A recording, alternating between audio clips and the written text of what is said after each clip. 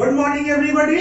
आज हमारे channel ITI fitter M के माध्यम से शार्पनिंग ऑफ चीजल छेनी को तेज किस प्रकार करेंगे इसके बारे में बताया जा रहा है। लगातार उपयोग के कारण छेनी भोदर हो जाता है। छेनी से चिपिंग और कटिंग अच्छी तरह से हो, इसलिए छेनी को नियमित रूप से फिर से तेज किया जाता है। छेनी को ग्राइंडिंग मशीन पे तेज किया जाता है। यहाँ हम देख रहे हैं एक छेनी है जो भोदर हो चुका है और इसे ग्राइंडिंग मशीन पर तेज किया जा रहा है। ये जो छेनी है तो छेनी का लगातार उपयोग के कारण, अगर हम छेनी का लगातार उपयोग करते हैं तो इससे क्या होता है, जो छेनी का आगे वाला जो पॉइंट है यह भोतर हो जाता है। ठीक, छेनी से चिपिंग और कटिंग अच्छी तरह से हो, इसलिए छेनी को नियमित रूप से तेज किया जाता है और इसे तेज करने के लिए हम ग्राइंडिंग मशीन का प्रयोग करते हैं। ये छेनी जो इसका पॉइंट भोतर हो गया है तो इसे ग्राइंडिंग मशीन पे तेज किया जाता है।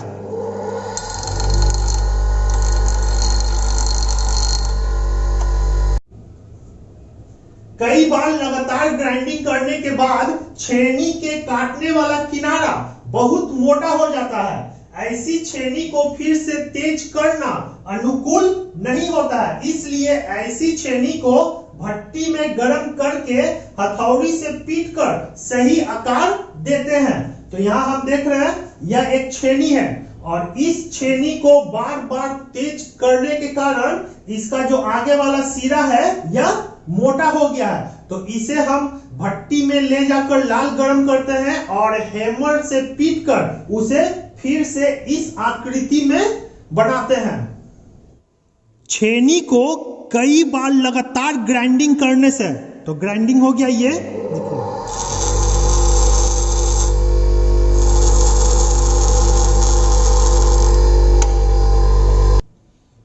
तो छेनी को हम अगर लगातार ग्राइंडिंग करते हैं तो ग्राइंडिंग करने के बाद छेनी का काटने वाला जो किनारा होता है बहुत मोटा हो जाता है। ये देखिए इसका जो आगे वाला भाग क्या होता है, खियाकर बहुत मोटा हो जाता है।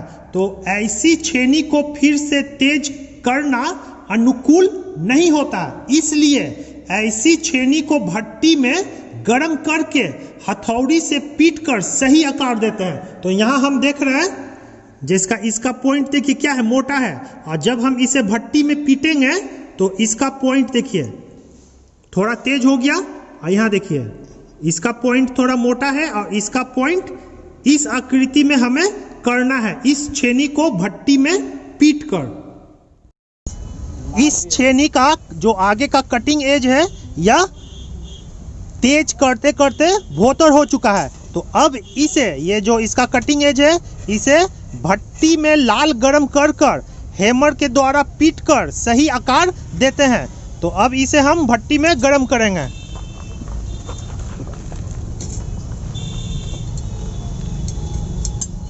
इसे गरम करते हैं और फिर इसका सही आकार देते हैं ताकि इस छेनी पे सही कटिंग एज और सही पॉइंट एंगल बन सके।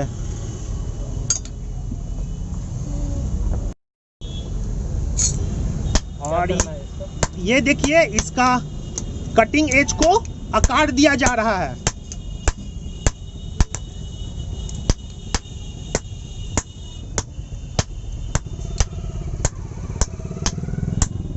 और अब इसका कटिंग एज को ग्राइंडिंग मशीन पे तेज कर कर सही पॉइंट एंगल बनाते हैं। और यहाँ छेनी को टेम्पर और हार्ड किया जा रहा है।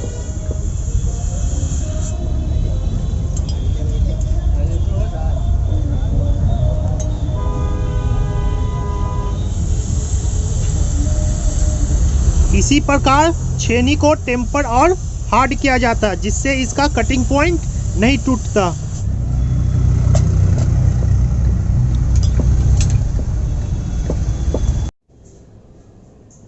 ग्राइंडिंग शुरू करने के लिए निम्नलिखित प्रक्रिया का पालन किया जाना चाहिए।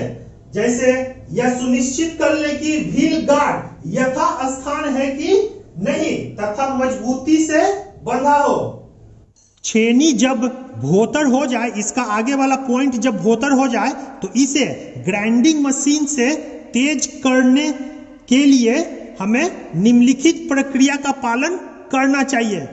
जैसे पहला, यह सुनिश्चित कर ले कि व्हील गार्ड, ये जो व्हील देख रहे हैं और इसी को बोलते हैं व्हील गार्ड, तो व्हील गार्ड उसी स्थान पर हो और मजबूती से बंधा हुआ, मतलब इसमें किसी भी प्रकार का देखिए ढीलापन न हो और उसी स्थान पर हो, यह सुनिश्चित कर ले। ग्राइंडिंग व्हील का निरीक्षण करें कि उसमें किसी भी प्रकार का टूट फूट या दरार न हो। ग्राइंडिंग व्हील का निरीक्षण करें कि उसमें किसी भी प्रकार का टूट फूट या दरार न हो। तो इसका निरीक्षण एक बार देख लें कि इसमें किसी भी प्रकार का टूट फूट या दरार न हो। ग्राइंडिंग के समय सुरक्षा चश्मा पहने। छेनी को ग्राइंडिंग मशीन पर तेज करने के दौरान चश्मे का प्रयोग करें। ग्राइंडिंग मशीन का स्विच चालू करते समय एक तरफ खड़ा रहें जब तक कि पहिया ऑपरेटिंग गति तक न पहुंच जाता है। ग्राइंडिंग मशीन का स्विच चालू करते समय, जब हम इसका स्विच चालू करते हैं तो उस समय हमें ग्राइंडिंग मशीन के एक साइड खड़ा होना चाहिए। इससे ये होता है, तब तक खड़ा रहना चाहिए जब तक जो ग्राइंडिंग मशीन का जो व्हील है ऑपरेटिंग गति तक न आ जाए। जैसे ये देखिए, ये जब हम चालू किए तो एक साइड खड़ा रहे जब तक इसका ग्राइंडिंग व्हील ऑपरेटिंग गति तक न आ जाए। टूल रेस्ट का निरीक्षण करें। यदि टूल रेस्ट और व्हील के बीच बहुत अधिक गैप है तो इसे समायोजित करें और इसे व्हील के जितना संभव हो उतना करीब लाएं। ग्राइंडिंग व्हील का टूल रेस्ट का निरीक्षण करें। तो ये जो देख रहे हैं इसे ही हम टूल रेस्ट बोलते हैं, क्योंकि इसी पे छेनी को रखकर तेज किया जाता है, तो इसलिए यह टूल रेस्ट है।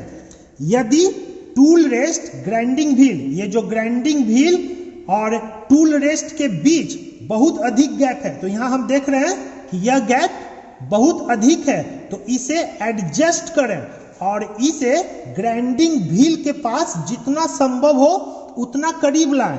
ये इस दोनों के बीच लगभग 2 mm का गैप रखें। तो इसके लिए तो हम इसे ढीला करते हैं और फिर इसे पास में लाएं। ये अभी क्या है, गैप अधिक है, तो इसे ये देखिए ये पास में आ गया। जैसे ये देखिए ये अभी दूर है, ये दूर है और ये पास हो गया। तो कितना पास लाना है, हमें 2 mm इसके बीच गैप को छोड़ना है। तो स्टील रूल की सहायता से इसे चेक कर लें कि 2 mm है कि नहीं। तो यहां हम देख रहे हैं कि दोनों के बीच 2 mm का गैप हो चुका है और अब इसे टाइट कर लें।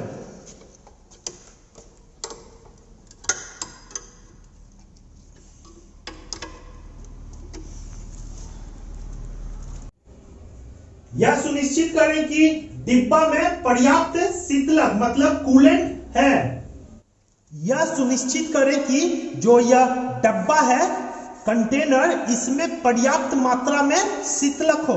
तो यहां देख रहे हैं कि इसमें शीतलक कम है, तो इसमें हम पर्याप्त मात्रा में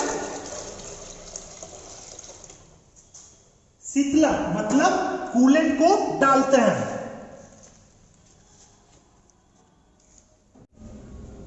ग्राइंडिंग के समय छेनी के बॉडी को टूल रेस्ट पर रखें और छेनी के पॉइंट को व्हील से टच होने दें। ग्राइंडिंग के समय छेनी के बॉडी को, या जो चीजल का ये जो बॉडी है, बॉडी को टूल रेस्ट पे रखें। ये जो देख रहे हैं टूल रेस्ट पे रखें, ठीक इस प्रकार। और और छेनी का जो ये पॉइंट है इसे ग्राइंडिंग व्हील पर टच होने दें इस प्रकार।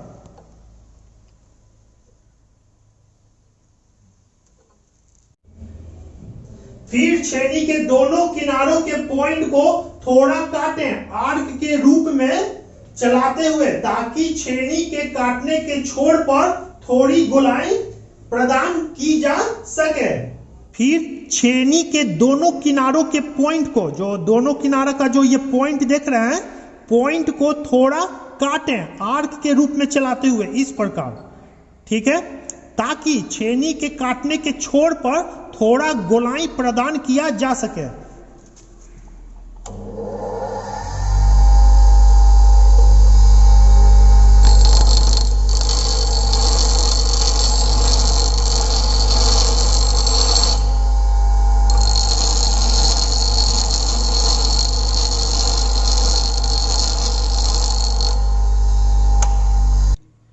तो यहां हम देख रहे हैं कि छेनी का जो यह कटिंग एज है हल्का गोलाई लिए हुए है।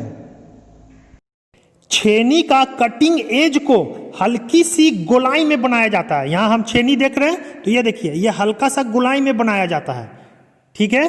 तो इसे ही हम क्राउनिंग कहते हैं। यहां भी देख रहे हैं, देखिए ये क्या है, हल्का सा गोलाई में बनाया जाता है, तो इसे ही हम क्राउनिंग कहते हैं। इससे चिपिंग करते समय छेनी के दोनों कोने धातु में घुसने से बचता है, जिस कारण छेनी का कटिंग पॉइंट नहीं टूटता।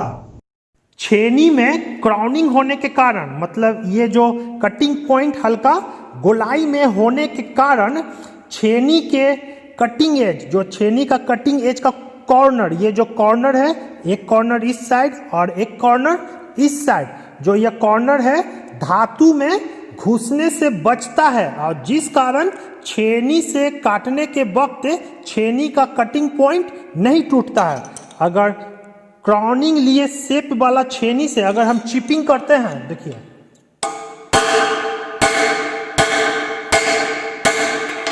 तो इसका जो पॉइंट है, आगे का जो कोन है, ठीक है, ये कोन और ये कोन धातु में घुसने से बचता है, और जिस कारण छेनी का ये जो पॉइंट है वह टूटने से बचता है। व्हील के फेस पर छेनी को तिरछा मतलब एक्यूरेट घुमाएं, ताकि छेनी का कटिंग एज पर कर्व और खांचा न बन सके। तो जब भी हम ग्राइंडिंग व्हील पर छेनी को तेज करते हैं तो उसे अस्थाई नहीं रखें। अगर अस्थाई रखते हैं तो देखिए जो व्हील के आकृति के नुमा यहाँ पे क्या हो रहा है, देखिए एक ग्रूव और खांचा बन रहा, तो इसे हमेशा थोड़ा सा तिरछा घुमाएं, ताकि इस प्रकार का ग्रूव या खांचा छेनी पर न बन सके। व्हील के फेस पर छेनी को तिरछा मतलब एक्यूरेट घुमाएं इस प्रकार, ठीक है। इससे यह होता है कि छेनी के जो कटिंग एज है, जो इसका कटिंग एज है, इस पर कर्व और खांचा नहीं बन पाता है।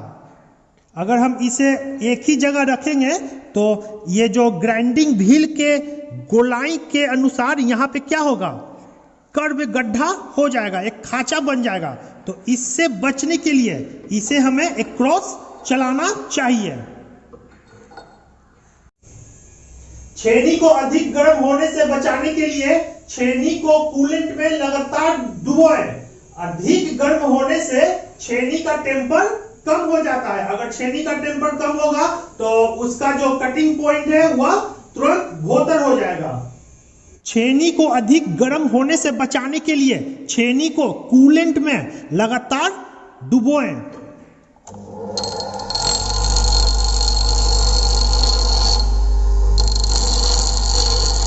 जब यह गर्म हो जाए तो इसे कूलेंट में डुबाते रहें।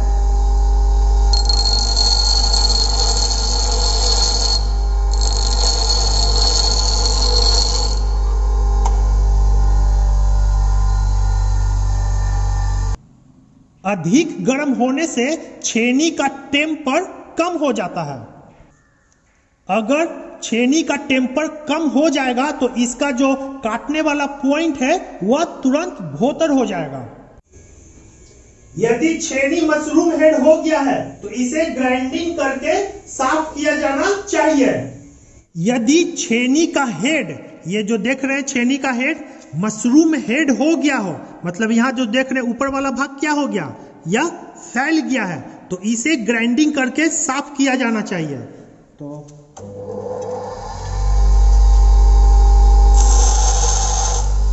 यहाँ पहले देख लें कि इसका हेड क्या है, फैला हुआ है, तो इसे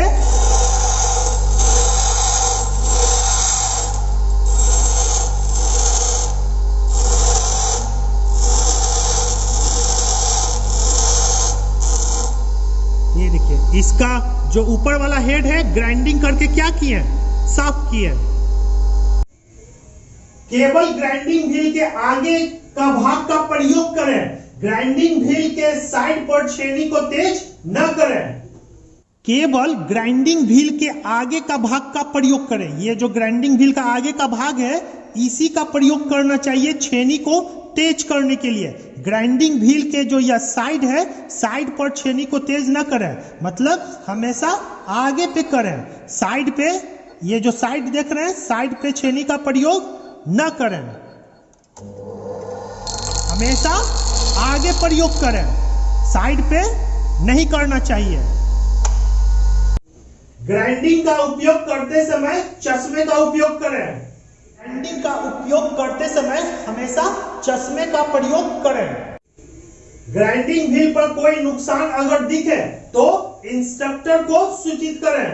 ग्राइंडिंग व्हील पर अगर कोई नुकसान दिखे तो तुरंत इंस्ट्रक्टर को बताना चाहिए। अगर हम यहाँ देख रहे हैं कि अगर इसमें किसी भी प्रकार का टूट फूट होता है तो हमें इंस्ट्रक्टर को सूचित करना चाहिए।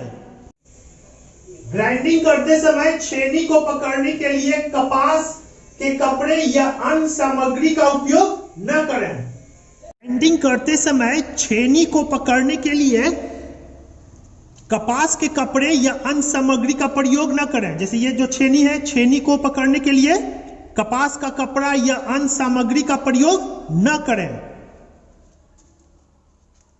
ये जो छेनी है जो भोतर हो चुका है तो इसे हम ग्राइंडिंग व्हील पर तेज करेंगे।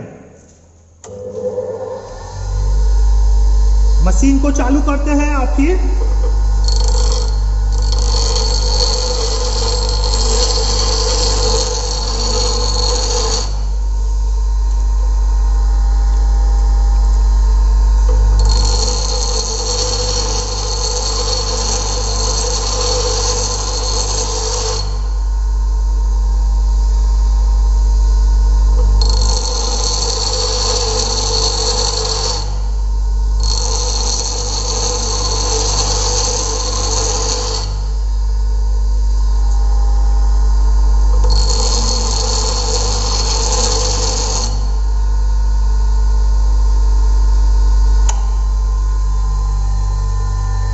तो यहां हम देख रहे हैं जो भोतर छेनी था यह ग्राइंडिंग मशीन की सहायता से तेज हो चुका है। और इसका जो ये देखिए पॉइंट देखिए, तेज हो चुका है। तो इसी प्रकार छेनी को ग्राइंडिंग मशीन की सहायता से तेज किया जाता है।